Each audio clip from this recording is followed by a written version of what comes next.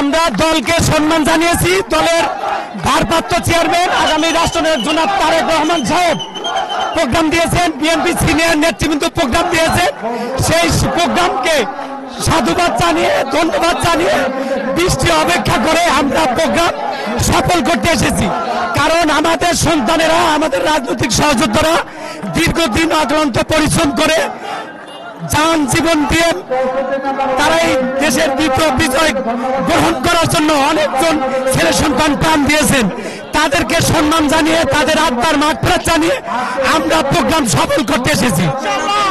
আমার নাম মোহাম্মদ শাহ আলম, যাত্রাবাড়ি থানা অন্তর্গত 65 নং ওয়ার্ড যুব দলের সম্মানীয় আহ্বায়ক জনাব শাহ আলম।